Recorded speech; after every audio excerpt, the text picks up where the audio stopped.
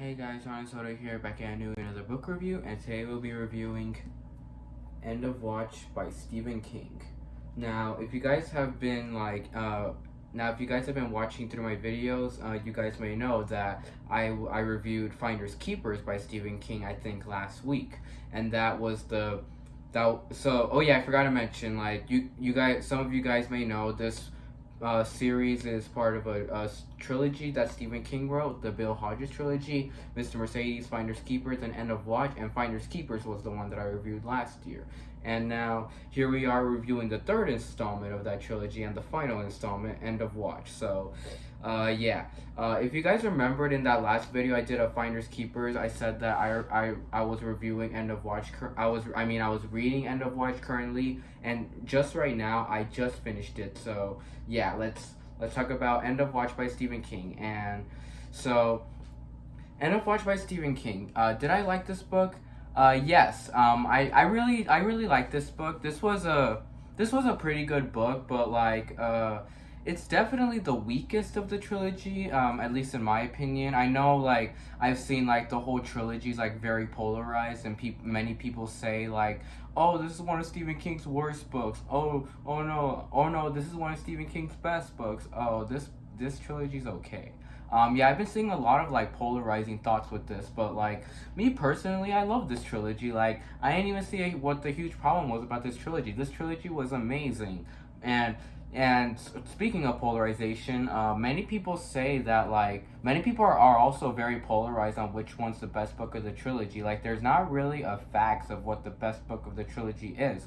Because many people say Mr. Mercedes is the best book of the trilogy, or Finders Keepers is the best book of the trilogy. And many people say End of Watch is even the best book of the trilogy. But me personally, I think that Finders Keepers is the best book of the trilogy, which was the one I reviewed last week, like I said a dozen times. But I'll leave the link down below to my reviews for the first two books. And Mr. Mercedes, the first book of the trilogy, was the very first review that I ever did on this channel. So yeah, I'll link those videos down below. But like I said, Finders Keepers was my favorite of the trilogy because it was so interesting, and it was so fast, and there was not a dull moment in that book, and it just kept going and going, and I was so interested in everything that was happening. I was so interested in Pete with his life story, Morris and his whole life story with his flashbacks as a kid, and him killing the author, and everything that was going on in Finders Keepers I was highly interested in, even the stuff with Bill Hodges and all of them.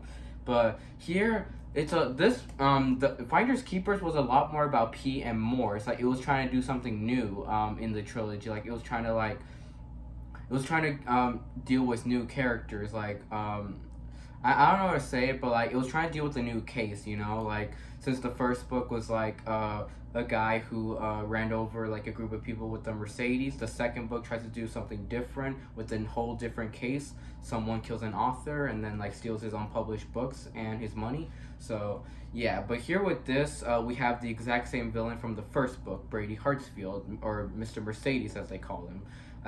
So yeah, but what the second book did was great. But the second book wasn't really about Bill or any of them much. They didn't even show up till midway into the book. But I didn't really have a huge problem with that, to be honest, because I cared a lot for what else was happening with Pete and everyone else.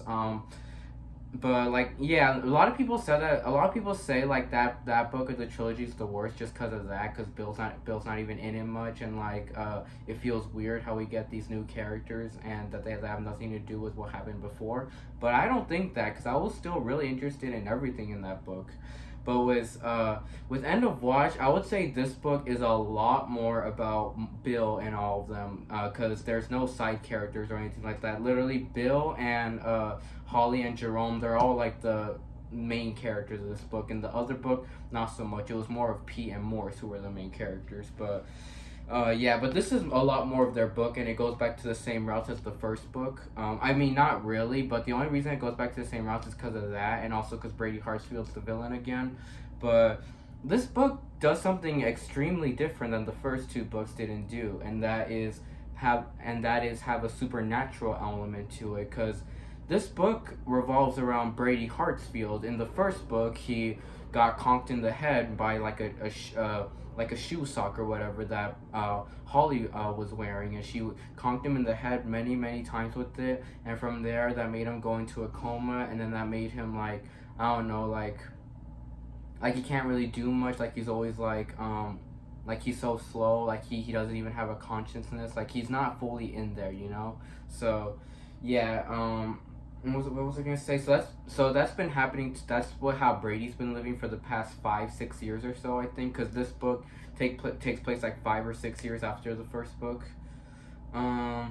Anything? Well, what else was I saying? Oh yeah, but Brady, while he's like in this consciousness, he has always been in his mind. It's just that he hasn't even been showing it, and so while he's been in his stages, his doctor Felix Babineau has been giving him some experimental drugs that weren't even published at all. Like they were just like secret drugs. They're called cerebellin, and he was feeding them those.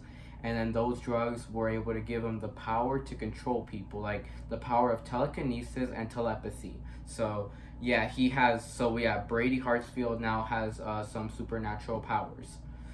Anything else? And like what Brady Hartsfield's been doing with these is controlling many people to commit suicide with these little zap it, like little like tablet gamepad things.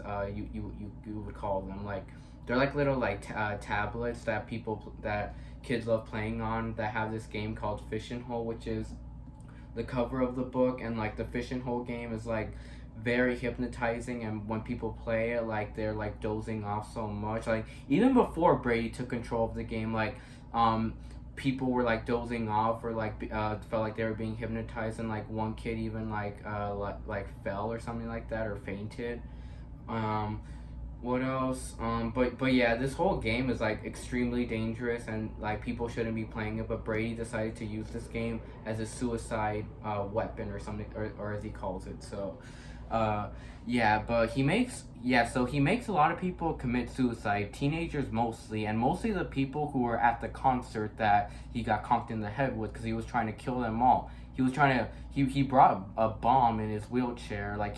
He went inside disguised as a bald guy in a wheelchair, and then he put bombs in the wheelchair, and he was gonna explode the whole place with all the kids in the concert and all of that. So all those kids have now grown to become teenagers, and so those are the people he's mostly going for to kill themselves, and the people who didn't die in his previous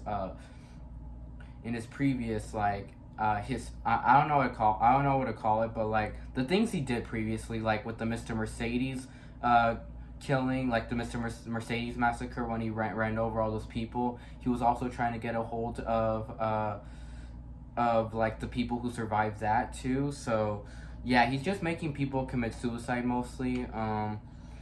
Anything else? And then Bill and Holly, and even Bill's old partner, who is still a detective, Pete Huntley, and his new partner, Izzy James, they all start to see that this is happening, that many people are committing suicide very unexpectedly and for no reason. So they decide to find out like what's going on, and like where this is going. So yeah, and Bill, like the last time he visited Brady was during the events of Finders Keepers, when he visited him for like a second, and like Brady made the picture drop, but he never visited him after that. Anything else I should say? But yeah, I did like this book, but the main reason I say it's the weakest of the trilogy is because it was so weird seeing this whole new supernatural thing come on after we had the first two books were very realistic, and those, like everything that happened in the first two, you can definitely like picture that happening one day in real life. Like that could actually happen, like someone running over a group of people with like a Mercedes, and then like trying to get a detective to commit suicide, a retired detective to commit suicide. And then you can definitely see a guy breaking into an author's house and killing him and stealing his books and then like losing them. Like you can definitely see like a lot of that shit in the first two books. But with this, you could never ever like picture some guy in a coma controlling other people, especially when he was a criminal. But you could never picture that like coming to life, you know. Like you can never picture that. So yeah, that shit's not possible. Like that's just not possible. So Yeah, but this is Stephen King though, so I can't really complain too much. Stephen King, he writes mostly about the supernatural, but since he was going off his routes and going off his like comfort zone, then he shouldn't have come back to this route. But I guess I shouldn't complain too much since like it's what he does. So I shouldn't really complain too much. But my main complaint, why I say it's re- the the weakest of the trilogy, is because it's the slowest of the trilogy too. Because the first two books, I even said this in my Finders Keepers review, that Finders Keepers and Mr. Mercedes were very fast books. Like, I really enjoyed them. There was not a dull moment in those books, and I kept flipping through every pages, and I could not put them down. And they were very entertaining, and I was so entertained from the first page to the last page. But with this book, however, this book had so many slow parts. Like, this book was very, very slow at times, and especially in the first half of the book. The first half of this book is incredibly slow. Like, I don't know, like, just that whole first half, I just wasn't really interested in much, and like how like there wasn't even much going on. All they were doing was just talking and going to different places and all of that. But I mean, I guess there was some stuff going on. Like, us, like, what I was interested in the first half was all the stuff with Brady. Like, Brady, like, finding out like how he, when he could first use his powers, and when he was using his telekinesis, he called it his invisible hands. And the stuff when like his nurse, when he made his nurse commit suicide, and like when his other nurse like hated him and like was even twisting his nipples, and she was like, I'll, next time it'll be the testicles or something like that. Like, those parts were interesting. And like he even Brady even controlled his doctor to like go to that girl's house and kill her or something like that, or maybe she killed herself, I think. Oh wait, I think that nurse killed herself because she slit her wrist or something like that. But with the Zap It game thing. Anything else? Oh yeah, and before I get any further to this book, I would like to say, I'm gonna start comparing this to the TV show now. All I'm gonna say is like this book adapts season 2. The TV show, I would say, was actually a lot different from the books, to be honest, because like the books like had a different order with adapting the order of the books. Like, Mr. Mercedes season 2, instead of adapting Finders Keepers, they adapted this book, End of Watch, and then season 3 ended up adapting Finders Keepers. So the order was weird. But with Mr. Mercedes season 1 and season 3, with Mr. Mercedes season 1, definitely, like, that one was very, very faithful to its source material. Like, it definitely, like, it was so much like the book, and it had everything from the book in it and more. Like, it was a lot like the book. It had the same flow as the book, the same pace. It just felt a lot like the book, and it literally gave the book a justice, and more of a justice, because that season 1 actually was better than the Mr. Mercedes book, to be honest. And I love season 1 of Mr. Mercedes. And then we get on to season 3. With season 3 of Mr. Mercedes, when it was adapting Finders Keepers, yes, there were a lot of changes. Yes, like the timelines were a lot different, and yes, the ages were different too. But at least you still got the gist of Finders Keepers in that season, and you still got the main storyline and the pace and I mean, not the pace, but like you got the main gist, and like a lot of things from Finders Keepers that happened in Mr. Mercedes season 3 as well. So yeah, you still got the exact same gist in season 3, even though it wasn't fully like the book. But with this one and Mr. Mercedes season 2, they are completely different from one another. Like, it is so shocking how different they are from one another, because like I can't find any similarity. I mean, the only similarities I can find to this and Mr. Mercedes season 2 is just the whole mind controlling shit, but everything else that happens in Mr. Mercedes season 2 never happens in this book. Like, everything in Mr. Mercedes season 2, none of it is in this book at all. Like, literally none of it. Like, I would say none of what happens in this book is not even in Mr. Mercedes season 2. Like, at all. Like, I can't even find any scene from this book that was similar to any scene from Mr. Mercedes season 2. I can't even think of that right now, because like this was literally like reading an entirely new thing, because like this and Mr. Mercedes season 2 were absolutely nothing alike. And I would literally say that Mr. Mercedes season 2 was a lot more different than how the Shining movie was from the Shining book, to be honest. Like, I would say this was like the most different of King's adaptations, to be honest, because season 2 literally did not give End of Watch a justice at all, because like nothing from this book happened there, like I said a dozen times. But yeah, and this book like had so many cool moments, like even though it was slow at times, there were still some surprisingly really cool moments in this book that I did not see coming at all, and none of that was in season 2. And just letting you guys know, just like this is the weakest of the trilogy, Mr. Mercedes season 2 was definitely the weakest of that trilogy, but I would definitely say this book is a lot more better than Mr. Mercedes season 2, because season 2 was very bland and boring, and like there wasn't even much even going on in that season, and like I didn't even care for much of what was happening, and it was just so drastically different from the first season. And it was just so annoying at times too. Like, a lot of the characters were annoying. Like Brady's doctors, Brady's doctor and his wife, like they were like one of the most annoying characters I had seen, and like I did not like them at all. And with season 2, like I don't know, season 2 just didn't work for me, and there wasn't even enough Brady in that season either, because like Brady didn't even have as much screen time as you would have wanted, because in Mr. Mercedes season 1, he's in it a fuck ton, and you can't even count how many times he's in that season. But with season 2, however, you can definitely count in each episode how many times he's in, and I count only like less than 5 times he's in those episodes. And even in the fucking finale of season 2, he's only in it for like 3 scenes. So yeah, and like season 2 just had like many like weird things, and like many things I didn't even care about. So yeah, but there were some stuff in season 2 that I really enjoyed. Like, I really enjoyed the character of Lou in that season, and some of the stuff with Bill was pretty interesting, and there was some pretty good emotion in season 2 at times, but most of it just wasn't very interesting for me. And there was this whole thing with law and shit like that, and like the whole trial shit at the end that was just so annoying. So yeah, anything else?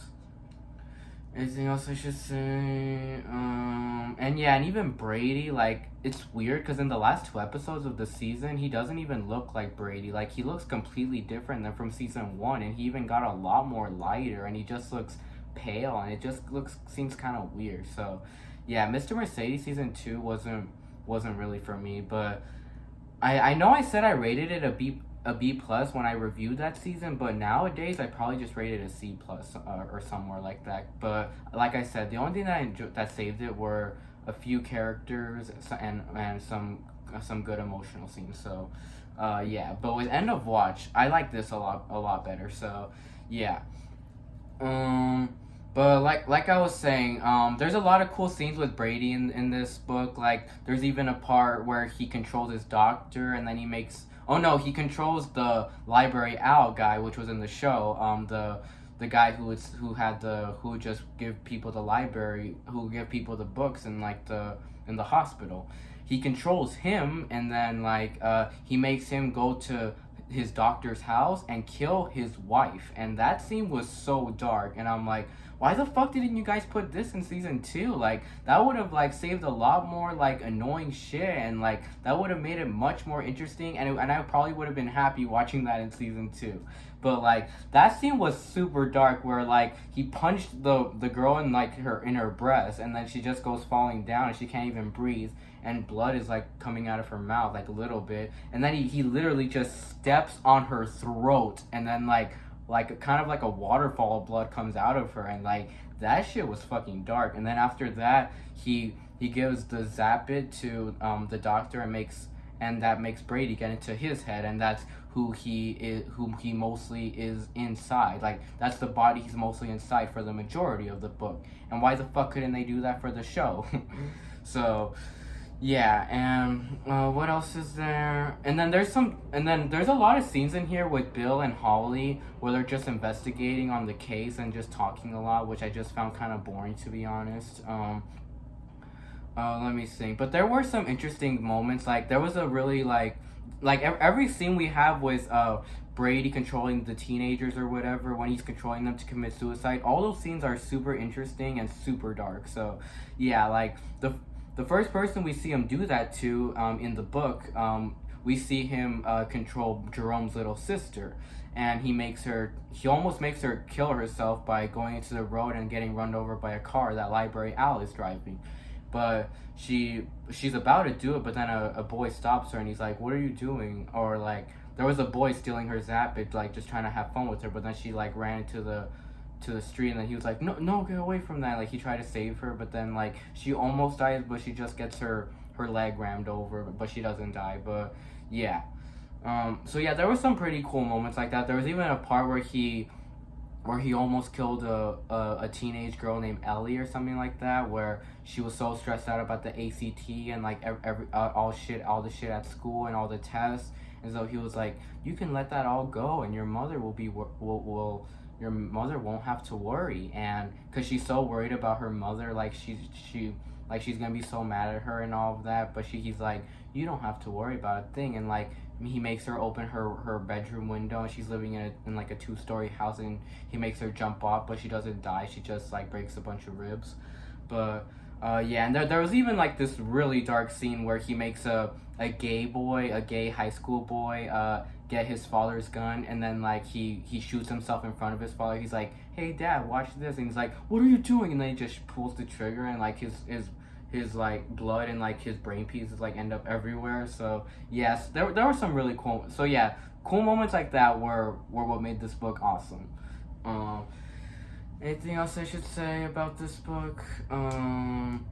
What was I saying? But yeah, and oh yeah, I don't even know how far I am to this book, and I haven't even gone on to about talking to the characters. So first off, we start off with Bill Hodges, which Bill Hodges, he's even cooler in this book than he is in the show, because in the show he was kind of boring at times in season 2, but here he gets a lot more to do, and I mean a lot more to do. And he what else he has a lot of emotion here too, with like, because he has pancreatic cancer, and you really feel for him, and they completely like removed that from the TV show. Like Bill Hodges never had cancer in the TV show, which was kind of weird, but he has cancer in here, and like he's dying, and you really feel for him. And like before he dies, he really wants to catch the bad guy once and for all, Brady Hartsfield. He really wants to catch him. He wants to kill him. He wants to get everything over and done with Brady Hartsfield. So that's really cool. And he has a lot of like love and care for everybody around him. Holly, Jerome, Barbara, who else? Yeah, and like he even, what else was I gonna say? So yeah, he just cares for everyone around him, even his partner too. But he doesn't really care for his old partner's partner. You know, Izzy. He finds her annoying. Yeah, those parts in the book were kind of funny, to be honest, where he just kept ranting on her. Anything else I should say about Bill? Anything else about Bill? But yeah, Bill was cool. And then we get on to Holly, which Holly, like, I feel like she was the best she had ever been in this book, because Holly has a lot of moments to shine here. She's so cute. She's so funny. Like she has a lot of cool moments in here. She's super helpful, and like what else? And I just love how she worries for Bill so much since she found out he had the cancer. Like she really doesn't want Bill to die, because Bill's the only person that ever really cared for her, and you really feel for her with that. So yeah, and I felt really sorry for Holly in this book. Excuse me talking a lot kind of makes my mouth dry. Anything else I was gonna say about Holly? Anything else about Holly? I think that should be it about Holly for now. But yeah, Holly is a really good help in this book.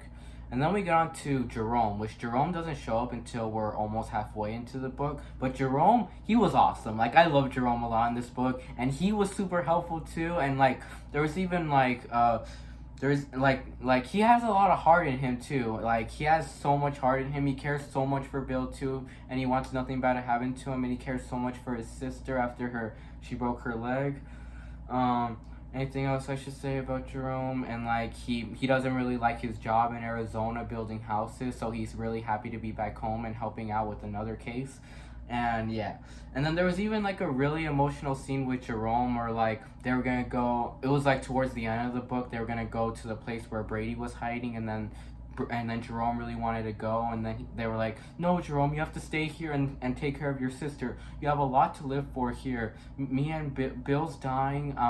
I don't even have anyone, like, and none of my family even loves me, but your family loves you, and we wouldn't want anything bad to happen to you." Like, and he's like, "No, I don't care. I want to go. I want to help you guys," and like all of this, and then they're like, "Who knows what Brady can do to you guys? You guys need me." And they're like, "No, Jerome, you have to stay here. I know you don't like it, but you have to." And he's like, "Okay, I don't like it."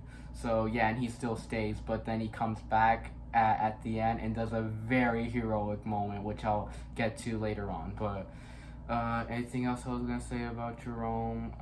I think that should be it about Jerome. But Jerome, like I said, he does like this super heroic thing at the end that I was not expecting, that I will literally just cheered just right now reading it. So yeah. And then we get on to I already talked enough about Brady, but Brady was still very scary in this book, because like every time he's controlling these people, the people he's most close with, like Bill, Holly, and his old coworker Freddie, as they call her. Her name was Lou in the show, but they call her Freddie in the book. They all know it's fucking Brady inside of there because of how he acts, and by the way the face expressions look, like his scary face expressions on their faces, so they can right away tell it's Brady. So yeah, and like he's just really scary in this book, and like the stuff he's thinking about too, like when he's killing these kids, like he has some really dark thoughts. Like he's very twisted minded. Anything else I should say? But yeah, Brady was still a really cool antagonist in here, and like he did a lot more, and he was in it a lot more in this book. So I would give this book a lot of credit for that.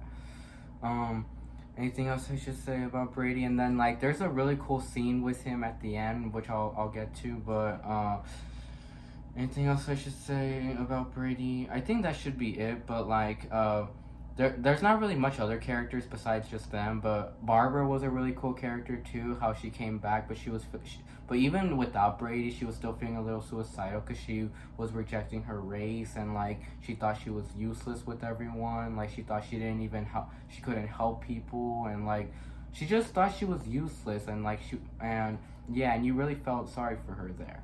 So yeah.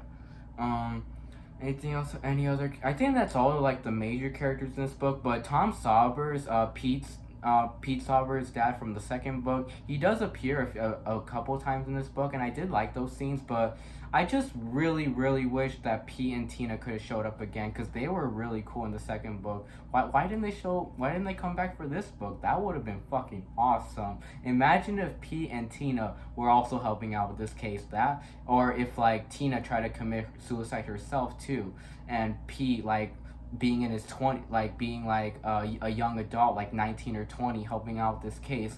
That would have been fucking awesome. But they didn't do that, unfortunately. But I guess I can look over that, but that still could have been really cool though. So yeah, that's all the characters in this book. So now let's get on to some of the scenes. Wait. One more character I totally forgot about. I literally just said her name too. Freddie Linklather. She was a really cool character in this book too. Brady's old coworker. She was cool too. How like at first she was helping Brady with like these like little hacks on the computer to help his suicide website like go up. But like she doesn't even like helping out. Like she finds the guy, Dr. Z, as they call Dr. Babineau, or Brady. Like she found him to be really scary, and she didn't even like helping him.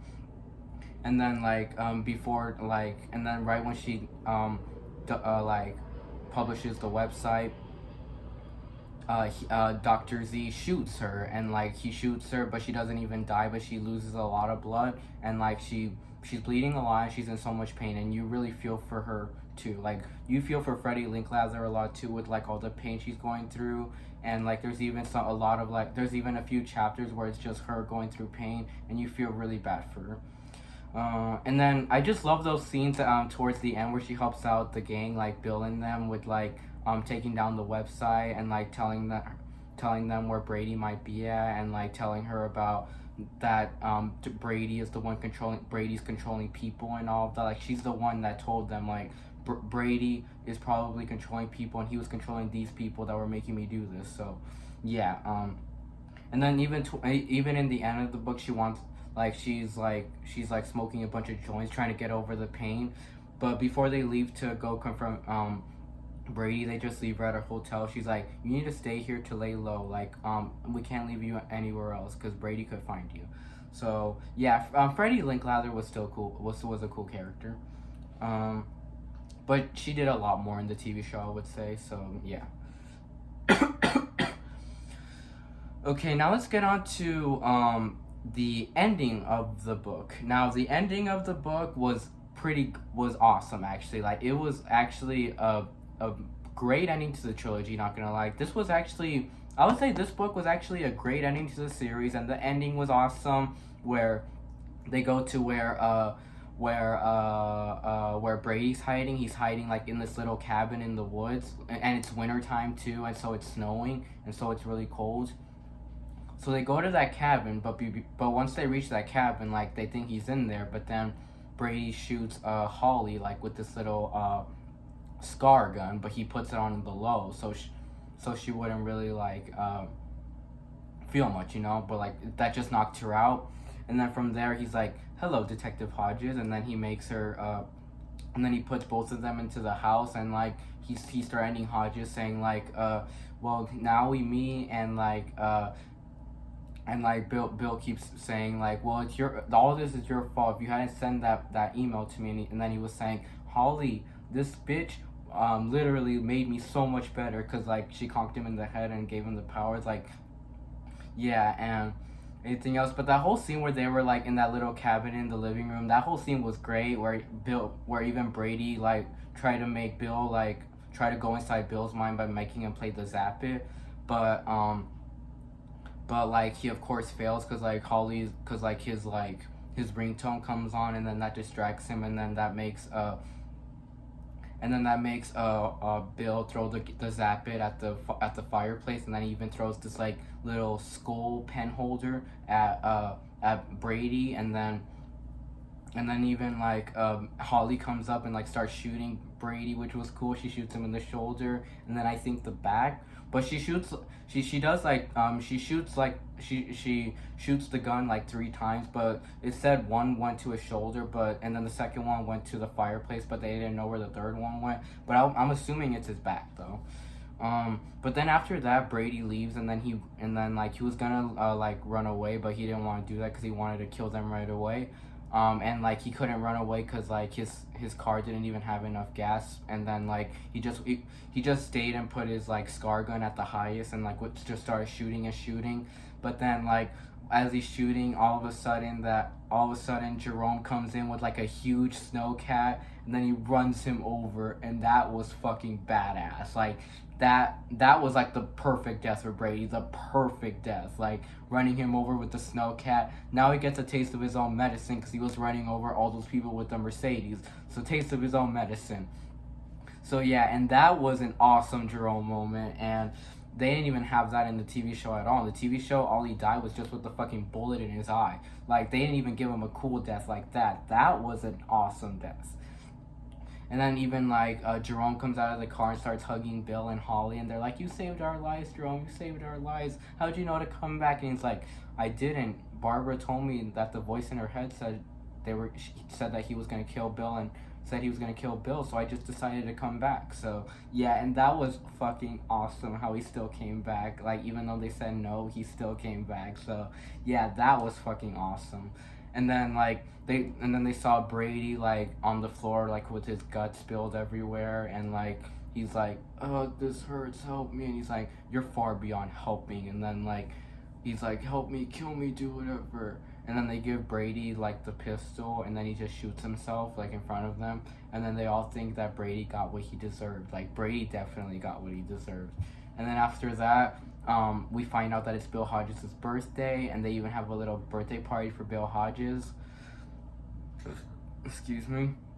And then after that, Bill Hodges dies 8 months later. And then yeah, he dies 8 months later, which was really sad. And then the book ends with Jerome and Holly looking at Bill's tombstone, and Holly says that I first met him at my cousin's funeral, and he came to me. He came to me.